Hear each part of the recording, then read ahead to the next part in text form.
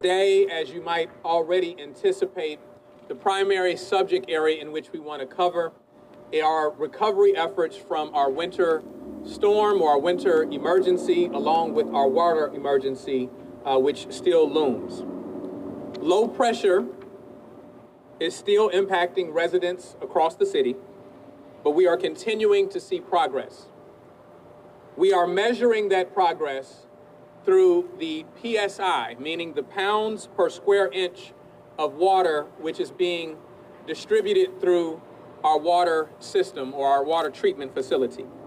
Today, our PSI is around 80 at fuel, and today, it's around 80 at fuel, and we hope to be, and we are at 67, I think at O.B. Curtis. We hope to be at 75 PSI by the end of the day and 85 PSI by tomorrow. That is up from 58 PSI on Sunday, 55 PSI on Saturday, 51 pounds per square inch on Friday, and 37 PSI, which when the cold front first came and interrupted our system. And so as we're attempting to refill the storage tanks, as we're attempting to increase the pressure so that the water can travel not from the water treatment facilities throughout the city, and most especially to the furthest point to individuals in South Jackson and even individuals which we provide water to in Byram, we are increasing that pressure as the equipment allows us to do so. When the cold front first came, it created complications with the machinery. It created complications with the intake system that took water from the reservoir and begins to process it. We understand our residents' frustration. I understand that most people don't care how a watch works. They just want to be able to tell time. And in that same regard, when you turn on your faucet, you want to see water come out. I want to assure our residents that what we are dealing with at this hour is not a failure of the individuals who manage that treatment facility, as much as it was an emergency weather circumstance that created complications within our system. I want to inform our residents about distribution efforts. Over the weekend, the city's bottled water distribution efforts focused on elderly and homeward bound residents, as well as providing water from previously announced water distribution points. Non-potable water is available at the following locations until 7 p.m. tonight, and again Monday, which I guess is a note from the other day, from today, Monday, February 21st, from 9 a.m. to 7 p.m., residents should bring containers. Those locations in which non-potable water is available is at Forest Hill High School, which is at 2607 Raymond Road, and Rains Elementary School, which is at 156 North Flag Chapel Road. Our Constituent Services Department is looking through every available resource and trying to find every available opportunity to secure more tanks so that more non-potable water can be made available to residents across the city. As you are already aware, city offices are open today, and J-Tran has resumed service today. Garbage collection has also resumed today as well, and people should anticipate that their trash would be picked up on its normal, regularly scheduled day throughout the week. The phone lines, we understand that individuals have been calling 311. They have been calling the city to report a lack of water or low water pressure and a number of other issues. The volume of calls which 311 is receiving is too high for every call to be received. And so the city is, in fact, answering the calls that are coming through 311, but the volume has made it increasingly difficult for each and every call to be received. And so we ask that residents, we know that your area is without water. We know that your area may have low water pressure. We ask for residents to reserve 311 for visible leaks and urgent needs of assistance. In addition to 311, residents can call one of the following numbers.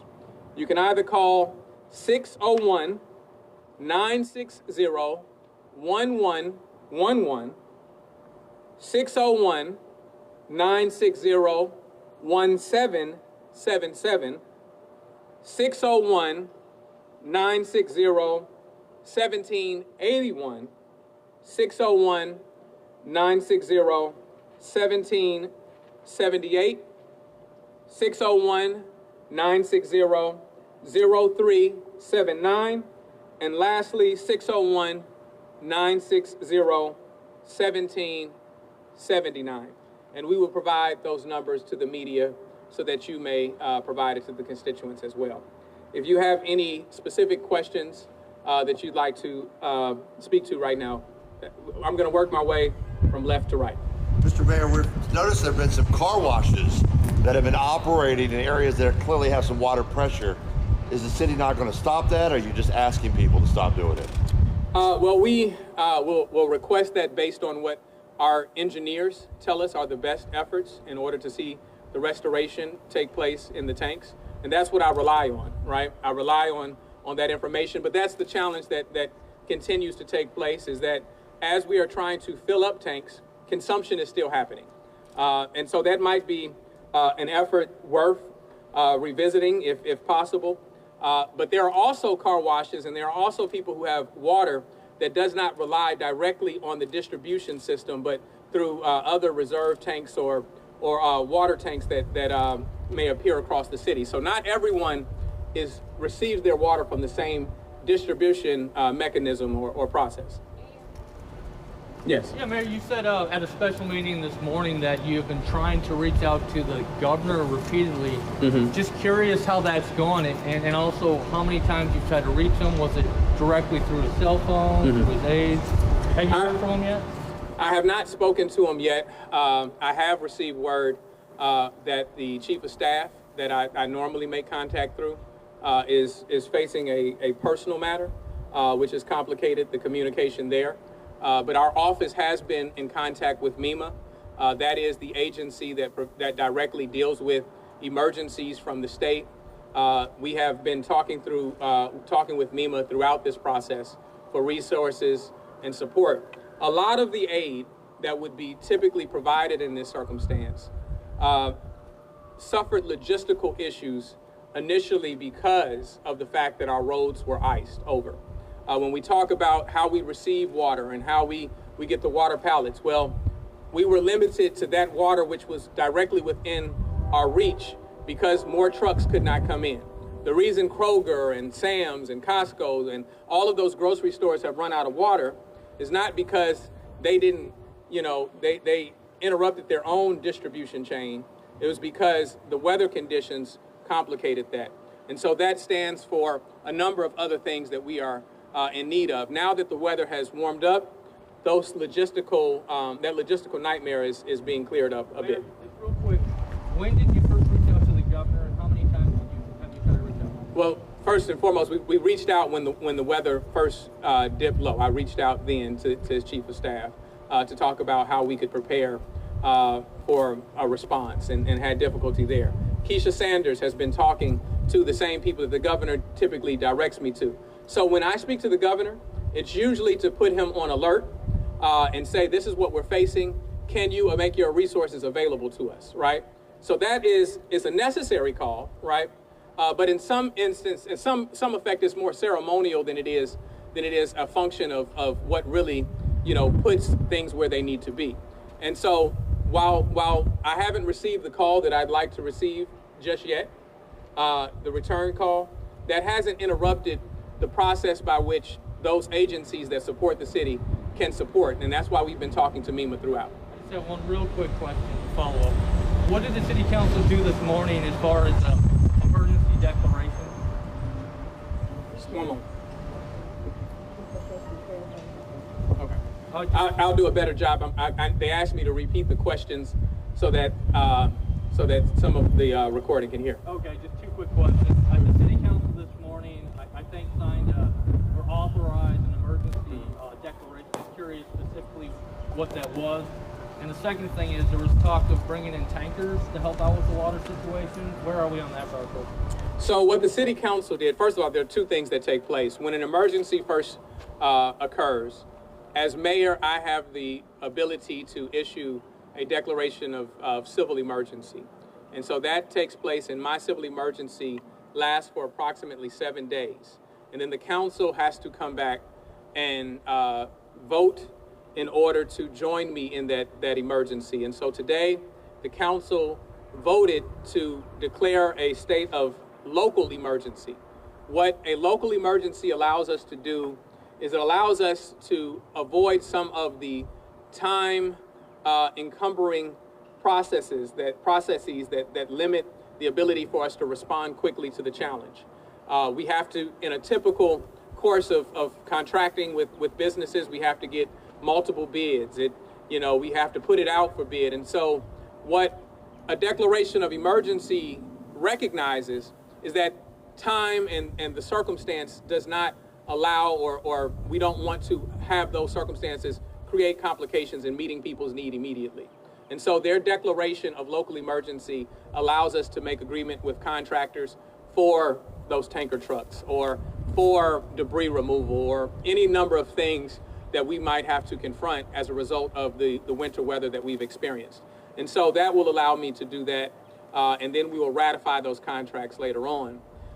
What the council also spoke about and what we talked about is trying to get in more tanks for non-potable water. That's water in which people use to flush toilets for the sanitary things that they need, not the drinking water. The bottled water solves those issues, but we would utilize all of our bottled water. We were pouring it into toilets, for instance.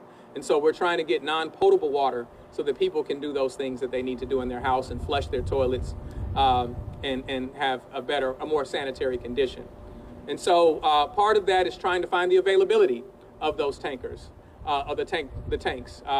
We mentioned today that the Jackson Medical Mall has a few tanks, but that's not available because they have to reserve that for their dialysis patients. They have to reserve it for a number of things that they need there at their facility.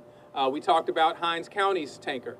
That was already asked about. These are things that we had proactively looked into, but that is actually in repair right now. And so that's why that wasn't available to us. And so we contracted with the company that we were able to locate some of those tanks with, and that is why you know of the 2 locations we have. And so our decision to purchase or our decision to contract for those trucks have been based on availability. As we find more available resources, we will distribute them across the city as needed. So what's the biggest problem the city is facing right now in regards to the water system? Is it rupture? Well, initially, I think you have to look through the timeline to know what those problems are. The initial problem was that the system, froze over in many instances. You had issues with the temperatures from the very point in which water enters the system to be processed, to be purified. You had issues with valves, that the water was in, which froze shut. You have, electronic equipment that they showed me and wanted to present to me so that I better understood what the challenges were that froze. And so you have big equipment and little equipment that froze at that time, which reduced the pressure that we could get out. And so while that pressure was limited, the amount of water that we could put into the system was limited, all while people and consumption continued to take place. And so when you were at home, and the tanks were, and the reserves were at their full capacity, you were still using it, still washing clothes, still drinking, still bathing, still doing all of those things all across the city for more than 60,000 households. And so that depleted the reserves, right? And so now our objective is to get more water pushed through the system, restore those reserves. And so when people ask, when is the water coming on, right? It's not a function of we need somebody to come and fix this item. That those repairs are happening constantly. That's happening. It's about honestly having to take the time and wait for things to be, for the pressure and for the levels to fill back up. And so when that equipment began to fail, it limited the amount of pressure that could go out. Now that pressure is slowly building its way back up. You're talking about, more than $100 million worth of equipment out there that it doesn't just turn on like this. It takes time for it to build up. That's why you're seeing cities across the country dealing with the same thing, because they're faced with the same challenges. Vicksburg is, trying to build its reserves back up. Canton is trying to do the same. Austin is trying to do the same. And so that's taking place. I didn't know that my public works director was behind me, because I would have allowed him to answer all of these questions, but y'all didn't tell me he snuck up behind me. But am I doing a fair enough job explaining it? So that's what's taking place. But I want to complete the answer to your question. And once again, the question was, what is the biggest challenge the city is facing now? So I would still say that filling those tanks is still the biggest problem. However, as that pressure increases, then that means we're pushing the force of water in a stronger capacity through our pipes. And so we will see ruptures in some of the pipes across the city. And so that will lead to a challenge in getting water in the distribution system. And so we will then have to go and repair those breaks. Did you implement an emergency plan when the winter storm came last week? Absolutely, we did, and we spoke to it. But there are things that are outside of our control, right? And so what would have made this easier to deal with is that if we could have had some cover over that equipment, which the city already purchased. Months ago, we passed a resolution through the council in order to build a shelter over our water treatment facility. But that doesn't move from the council's desk into construction the next day. There's engineering that has already been done.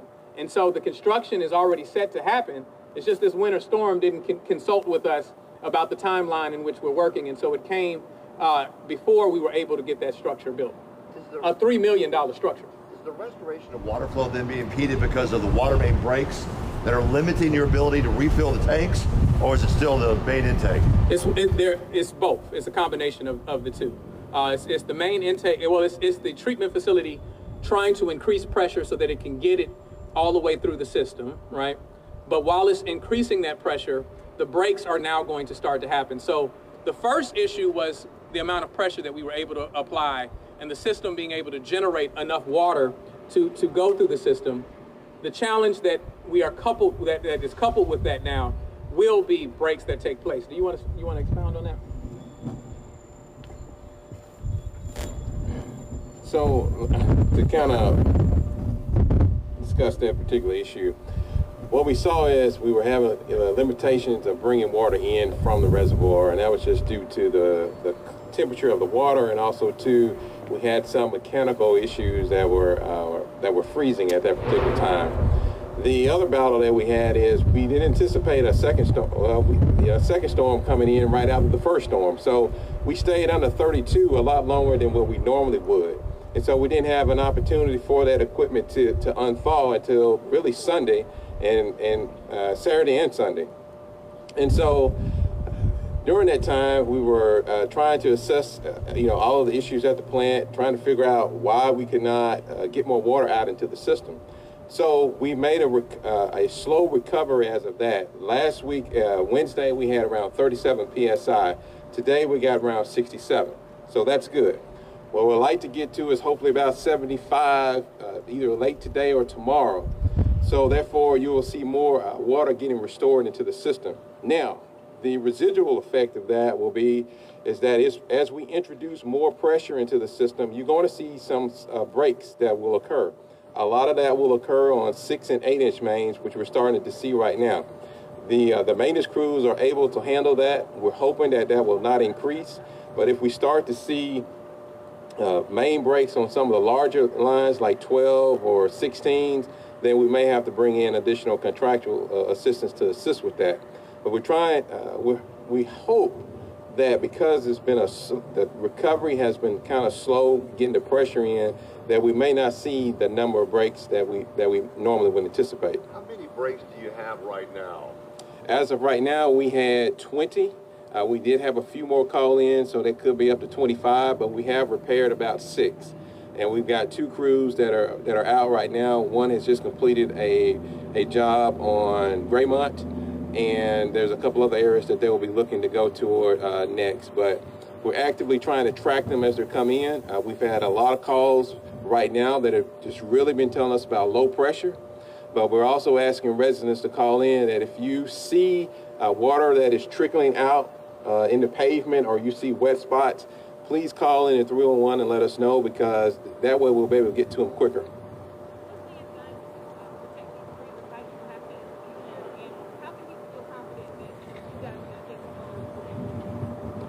Okay, so you asked how we are using protective measures for the freezing pipes. Well, we've got some very old pipes, and a lot of that material is 50, 60, 70 years old, cast iron, and it's seen its life expectancy. When you have differential in pressure, and what we'll be seeing over the next couple of days, or when we have these particular events, you're going to see water main breaks because of the material aspect of what we're using for water distribution.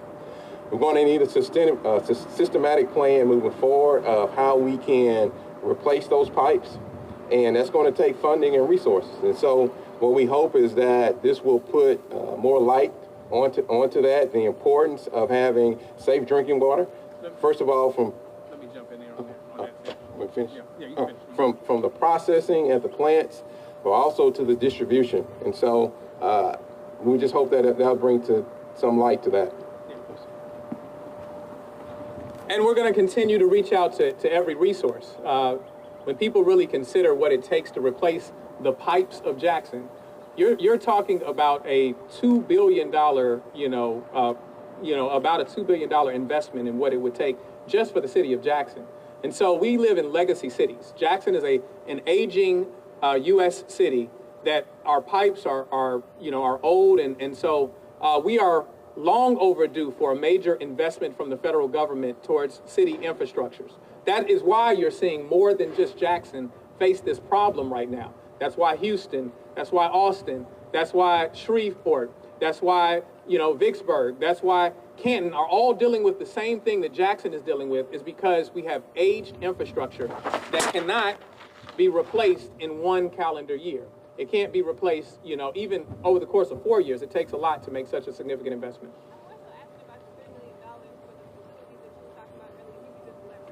Yeah, that was long before we knew that we were going to experience a winter storm. That's something that we knew we wanted to invest in, and that's something that the Public Works Department has been asking for decades, really, for a significant period of time to have. And so we made that investment. Unfortunately for us, while we had the foresight to make that investment, we didn't know that we were going to get, a historic storm back to back, in fact, that would cripple our water distribution process before that could take place. But I don't know that will be the panacea, but it will help significantly from what we've seen in this instance. When you really, to see this equipment, you're talking about equipment that is akin to the size of the Clarion Ledger building, right? So it's not just simply putting a tent up, right? It's building a structure. It's building a house. It is building a building around this equipment to make sure that it's covered. Can you give a definitive date or timeline on when the water will be restored? Oh, I'm gonna let you handle that. I thought about taking that. So the basis of the restoration is really going to be how quickly we can get the system pressure up.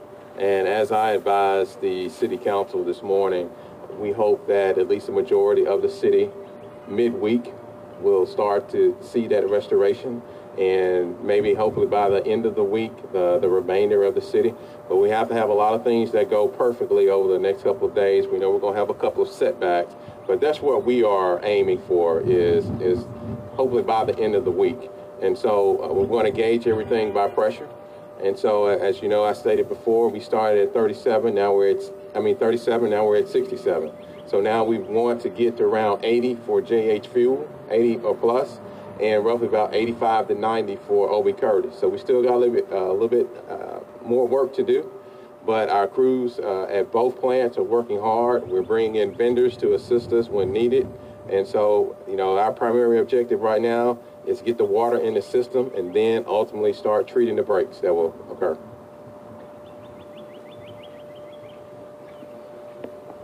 Yes.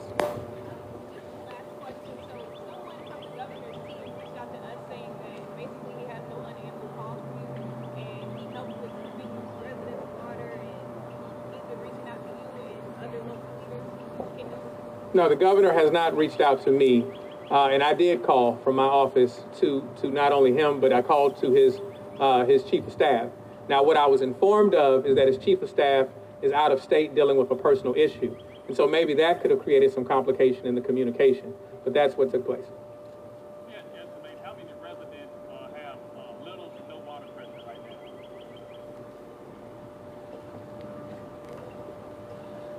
So we have heard from some residents up in Northeast Jackson and North Jackson that they have been seeing improved pressure since mid last week.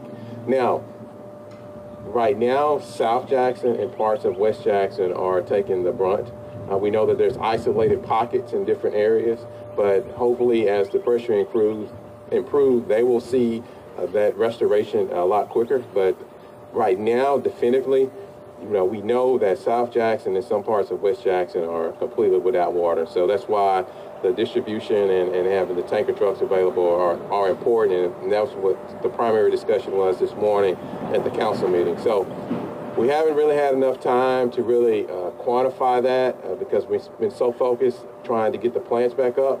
But as we, hopefully we get to a point where we're comfortable, we'll start looking at that, because what that's going to do is help us when we try to look at areas that are really deficient as far as the water distribution system and how we can manage this moving forward, and where we need to divert those resources next time that when they're available, where we need to make those type of repairs. Thousands, sure. Oh yeah, thousands for sure.